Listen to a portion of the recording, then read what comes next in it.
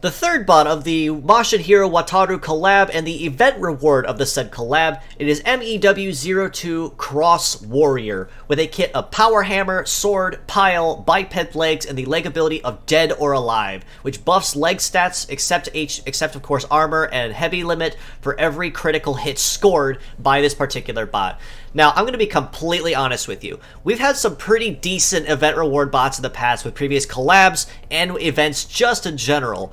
For instance, with the previous Medarot Navi event, we had Nutscracker, which was a very solid use of a very conventional wheel leg, but I'd say Cross Warrior here very easily takes the cake and the trophy as currently the best event reward and free bot anyone could obtain. And for that reason, he is going to be an absolute must-have, and it's going to be very highly encouraged that you make sure that you pick him up before this event does end.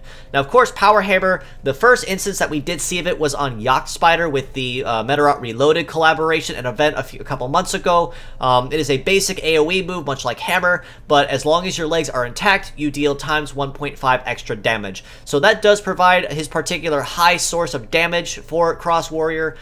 Conventional sword, of course, you can never go wrong with. No major drawback or advantage to it. It's a very balanced and conventional melee attack. Pile, however, is a very nice skill as well, as it is another conventional melee skill. However, the other bonus to it is that when fully capped at 5-star, it ignores defense when attacking. So you'll have that additional damage bonus when using Pile that's something that maybe Sword may not be able to reach because of the defense ignore that Pile offers. Now, Dead or Alive is a rather unique ability to see on someone like Cross Warrior in his particular kit, as the ability does require him to score critical hits in order to actually make use of that ability. But it's not overly difficult to meet that requirement, if that makes any particular sense. Someone, for instance, with No Defend as an ailment, Deathlock as another example, freezing an opponent and then going after him with Cross Warrior as another possibility. It's very easy to overcome that particular weakness, so I'm not going to hold that against him too badly. But across the board, I'd say he's still got some pretty solid stats, just a little squishy on those arms in particular. The head about 3,500 HP thereabout, legs are about 3,200, arms are almost 3,000. So he's still in that general sweet spot essentially for fully capped parts and fully capped armor. His base damage also is very nice though. The 1462 base power of the Power Hammer on his head. High damage of 1361 on the basic sword, 1205 for the Pile. High success rate on both Sword and Pile. Relatively decent success, I guess I could call it, on Power Hammer. Probably about the same tier that Yacht Spider is, who essentially when he uses his arms is more or less attacking blind. The one drawback I do see with Cross Warrior, however, is that his heat and cool times, which are the lower two stats on each of those three squares, are a little low compared to most other stats that you might see on, say,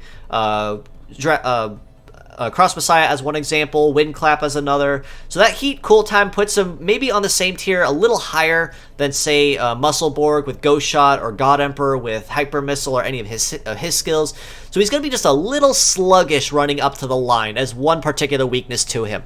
However, he does kind of make up for that with that sweet spot of 737 for his basic mobility, relatively high evade stat of over 1,000, about 1054. Melee resist stat of about 1094, almost 1100 does end up working in his favor. Relatively low shoot resist does kind of hurt him, however, when going against anyone with long range skills. But, of course, he does make up for that pretty conventionally with his very solid and very well-balanced melee kit. And arguably, I would say that he could very easily, even as a free bot, as in anyone can get him, anyone can raise him, he can very easily fulfill the role of a conventional melee fighter, or even your dedicated melee nuker if you use him correctly. And he's also someone that does not have a Metaforce requirement on any of his skills, so you can equip him with a Power Nature Medal to maximize his base damage if you choose to use him in the nuking role in particular. As a pure set score, I would rate him about an 8.5 out of 10, maybe even a 9 in some scenarios, because as I mentioned, he does have some pretty solid stats across the board, very nice melee-oriented kit as well. You can generally never go wrong with any of his parts. Power Hammer will be his particular weakness though, and if you are going to use it, just make sure that he's covered for the duration of his cooldown so he doesn't get punished for that, because it does implement the no defend, no evade cooldown punishment. As mixed parts, however, I would rate him just a little bit higher at a 9 out of 10 for his incredible balance, because you can use any of his melee parts just about anywhere on any kind of build and in any kind of scenario, because he has such a well-rounded melee kit.